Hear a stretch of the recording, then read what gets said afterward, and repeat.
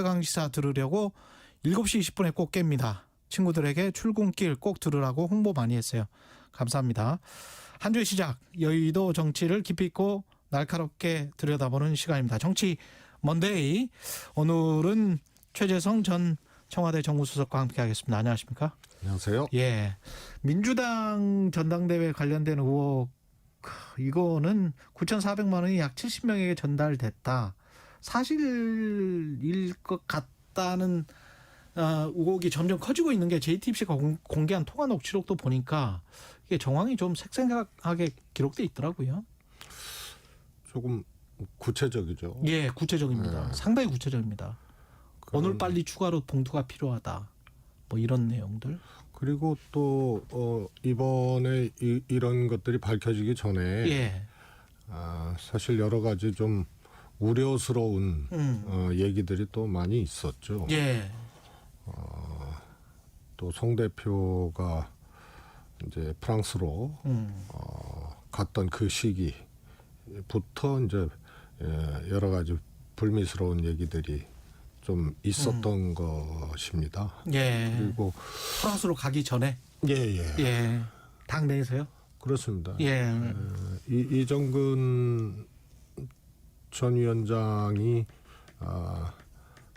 소위 말해서 이제 구속되기 전에 구속되는 그 시기부터 좀 여러 가지 우려스러운 얘기들이 나왔고요. 예.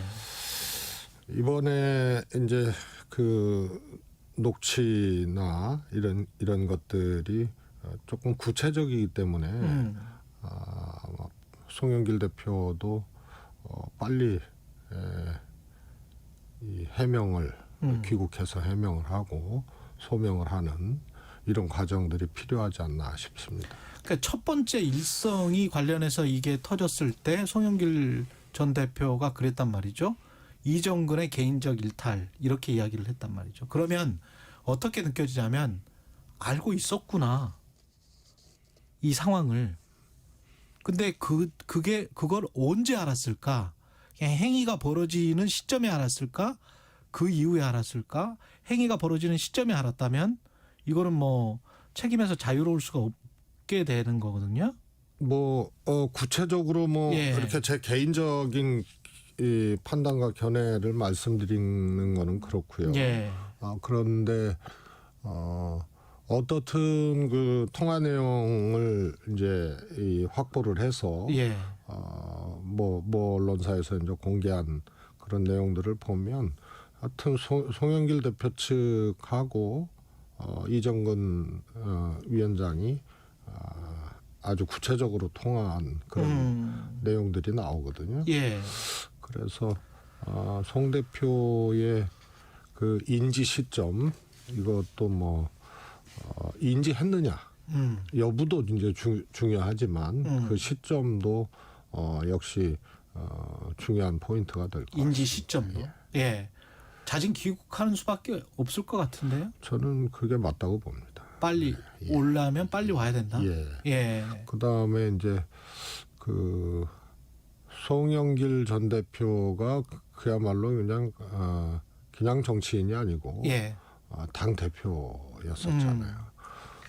그렇기 때문에 훨씬 더 이것은 신속하고도 또 합당한 그런 처신이 필요하다고.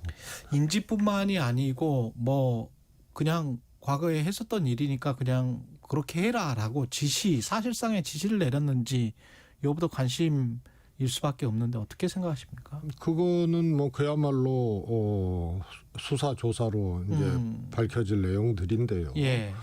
그렇게 또 예단을 또 하고 이 접근할 문제는 아니라고 보는데요. 예. 뭐 현재까지 나온 이제 정황이나 그런 내용들을 보면은 상당히 우려스러운 그런 일 아닌가 싶습니다. 민주당 지도부가 금준에 조사단을 꾸려서 자체 진상규명을 시작하기로 했다. 근데 약간 좀 늦은 것 같다라는 그런 생각은 좀 드는데, 왜냐하면 지금 이렇게 터지고 난 다음에 한 나흘 정도가 지났거든요. 지금 적절하게 대응하고 있다고 보십니까? 우선은 이 방법에 달리 방법이 없죠. 진상 조사를 예. 당에서 먼저 하는 것이 달리 방법이 없습니다. 수사기관도 아니고. 예. 그러니까 진상 파악을 하고. 근데 이 문제가 굉장히 좀 복잡한 것이 저는 개인적으로 이재명 대표에 대한 2차 체포동의안 예. 이런 것이 임박했다는 그런 이 예고탄으로 이게 읽힌다? 읽히거든요. 아.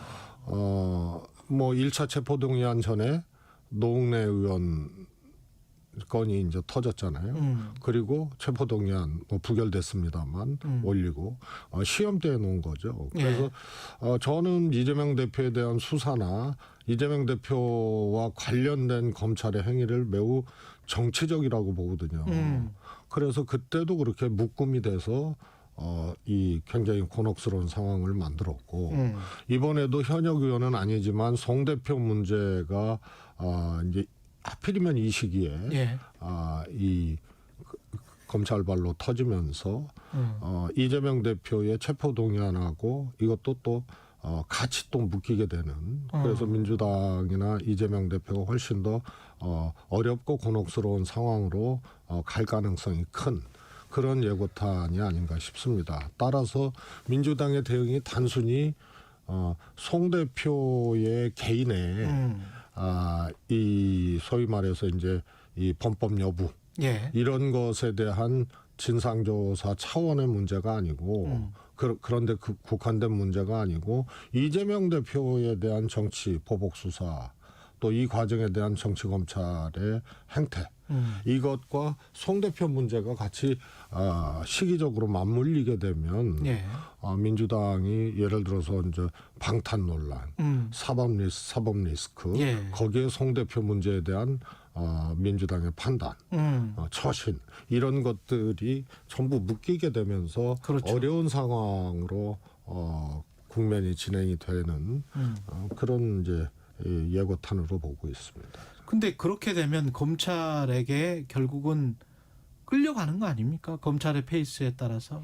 그게 거의 운명같이 돼버렸죠. 그러면 알렉산더 대왕처럼 매듭이 잘 안 풀리면 그냥 칼로 싹둑 잘라버리는 수는 없습니까? 이제 이런 거 아닙니까? 네. 우선은 이재명 대표는 기승전 이재명이에요. 예? 뭐 예를 들어서 이 양곡관리법 이 민주당이 이제 통과시키고 대통령이 거부권을 행사했습니다마는 제2요구권을 한 거죠. 네. 그때도 이재명 사법 리스크를 덮기 위한 이슈를 점화시켰다.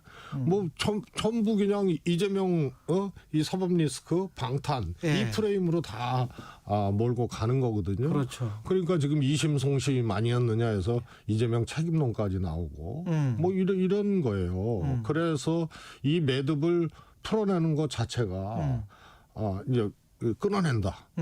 저는 그렇게 해야 된다고 보는데요. 이재명 대표는 그것도 이재명 대표 사법 리스크 프레임에 갇히는 거예요. 그것도. 왜냐하면 공격이 그렇잖아요. 예. 자신의 문제는 예. 방탄을 하고 예. 하면서 이 송 대표 송 문제는. 대표 문제는 냉혹하다, 내로남불이다. 뭐 이런 리스크.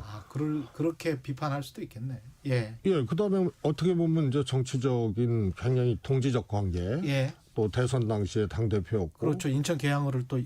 이어받았고. 이런 과정들이 통째로 이재명 방탄, 이재명 사법 리스크, 그리고 이재명의 내로남불, 이재명의 냉혹함, 뭐 이런 걸로 또 다 공격을 당할 수가 있는 거죠. 근데 그래도 예. 이거를 저는 아주 뭐라 그럴까요, 단호하고 예. 그다음에 이 당당하게 이 끊어내야 된다고 봅니다. 이재명이든 송영길이든 이 사건의 진실이 밝혀지는 쪽으로 민주당이 가야 된다. 그래야 송영길 대표의 경우에 송영길 대표의 경우는 예, 이 경우에 예. 수사기관이 아니기 때문에 한계는 있습니다만 통상 이런 경우에는 자당 내에 같은 당 내의 정치인들의 소명, 예. 해명 이런 것을 이 가지고 그냥 갈등을 많이 하거든요. 예. 그런데 그렇게 되면은 이재명 대표는 훨씬 더 어려워질 수가 있습니다. 그렇기 때문에 이것은 단호하게 끊어내야 된다. 끊어내야 된다고. 그런 말을 듣는다고 하더라도 냉혹하다는 말을 듣는다고 하더라도 끊어내야 된다 그 말씀이시죠? 그렇습니다. 그리고 이재명 대표 스스로가 자신의 문제에 대해서 보복 수사고 그야말로 먼지털이고 죄를 만들어가는 예. 이런 이제 검찰의 수사고 유례 없는 이런 이제 정치 수사고 보복 수사다라고 얘기를 하잖아요. 예. 그리고 이재명 대표는 저도 그렇게 믿어요. 늘 말씀을 드렸지만 대장동으로 1년 6개월 동안 시끄럽게 만들고 사실 배임 말고 뇌물이니 정치자금이니 이게 뭐 기소도 안 됐거든요. 내용조차 특정하지를 못했거든요. 예. 그다음에 변호사비 대납은 아예 뭐 정한 근거도 없는 거고. 428억도 사라지고. 예, 그래서 성남 FC가 주종목으로 지금 바뀌었어요. 예.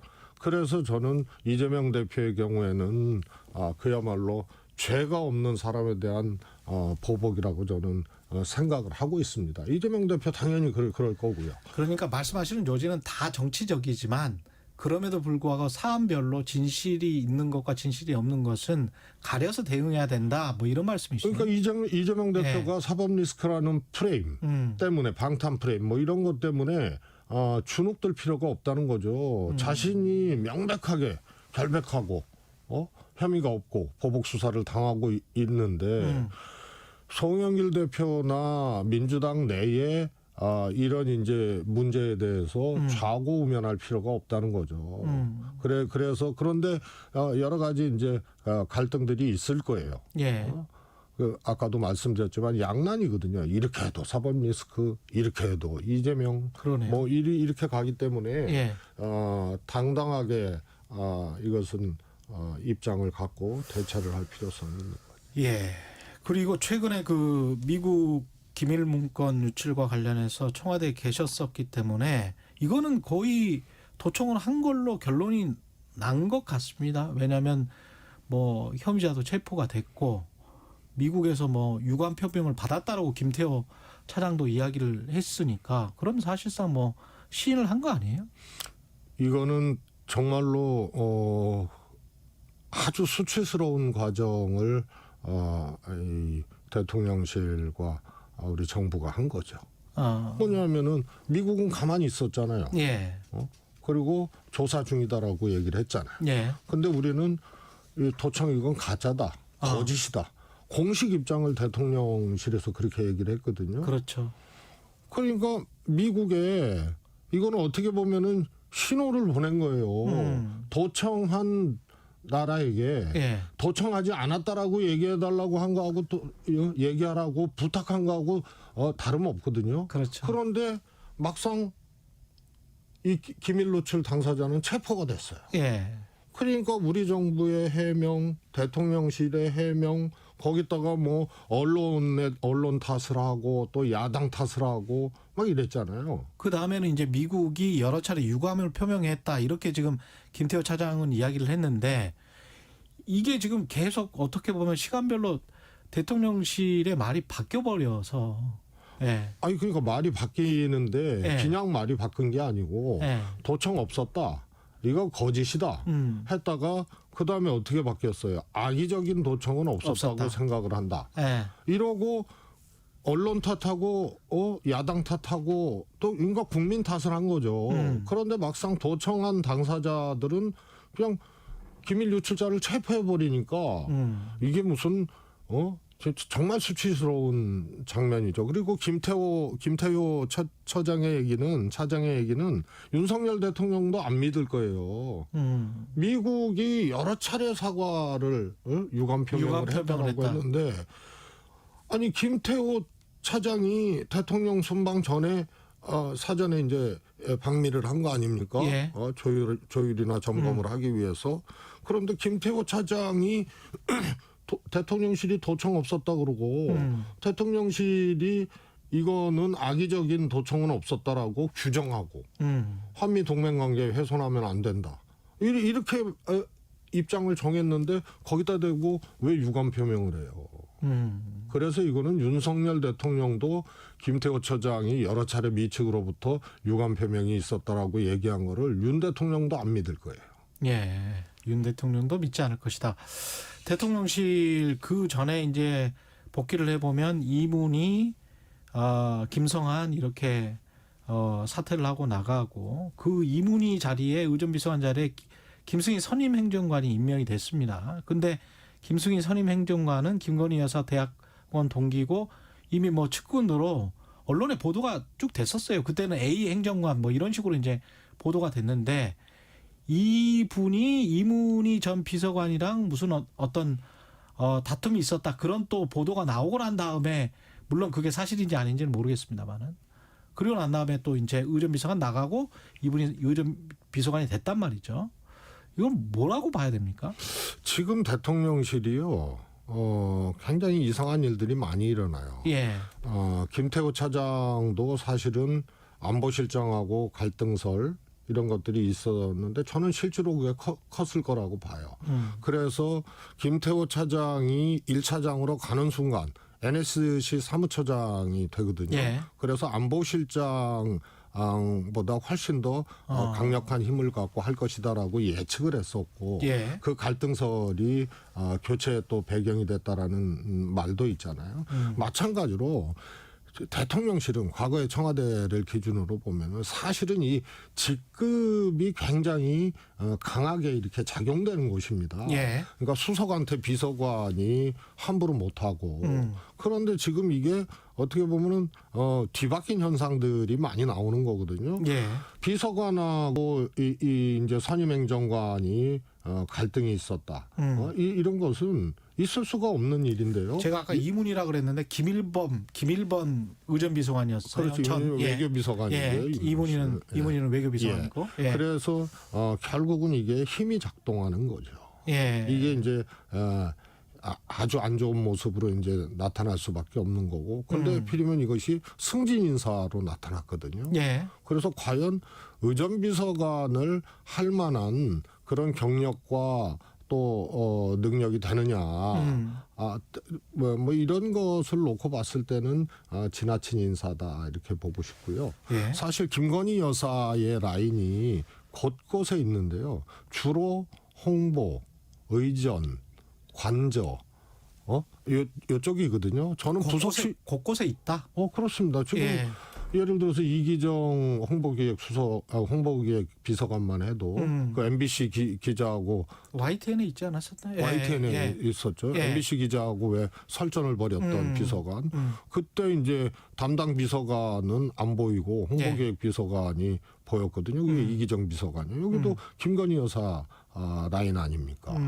그래서 뭐 국제 무용 조직위원회인가요? 예. 거의 같은 조직위원하고 예. 문화예술단체 활동을 같이 하고 그 다음에 뭐 봉화마을 김건희 여사가 갔을 때 같이 갔던 코바나 콘텐츠 예. 전문화 결국은 채용됐잖아요. 예.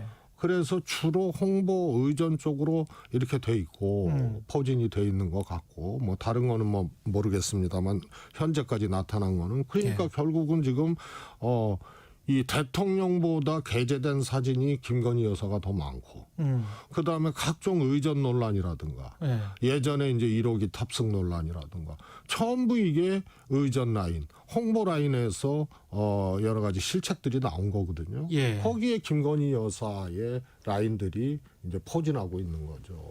그래서 이런 것들이 결국은 안 좋은 문제를 야기할 수밖에 없는 건데 이게 예. 더 강화되고 있다.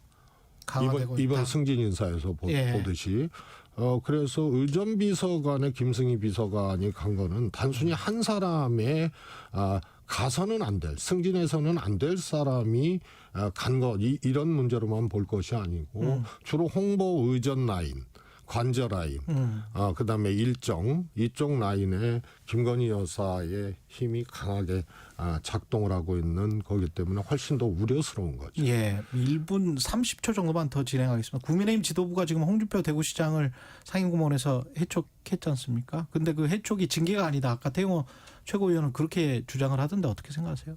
뭐 징계는 아니죠. 예. 그거는 그냥 난리면이죠, 그것도. 그래서 계속 난리면이에요. 난리면이다. 예. 예, 그 징계는 아니다. 난리면이다. 날라간 사람만 보면요, 전당대회 1등들 다 날렸잖아요. 아, 여론조사 1등. 예. 유승민 날렸죠. 나경원 날렸죠. 그전에 이준석. 예, 이준석 날렸죠. 예. 그다음에 뭐 그 대통령실 인사하면서 마음에 안 드는 사람들 싹 한번 정리했죠. 그다음에 이번에도 홍준표 저는 김기현 대표가 혼자서 홍준표 대표 해촉했다고 보질 않아요. 윤심이 작용했다. 그러면 네. 이렇게 당무 개입을 하고 전당대회 거의 뭐 그림을 짜가지고 김기현 당대표를 거의 1등 주저앉히면서 만들 정도로 개입을 하는데 상임고문 특히 홍준표 대표와 같이 영향력 있는 상임고문을 해촉할 때는 그야말로 대통령실하고 교감이 없을 리가 없죠. 그래서 이건 난리면에 아주 정점을 찍은 겁니다. 이게 여기까지 결국은 화살되어 돌아올 겁니다. 화살이 되어 들어올 것이다. 정치본데이 최재성 전 청와대 정무수석이었습니다. 여러분은 지금 KBS 1라디오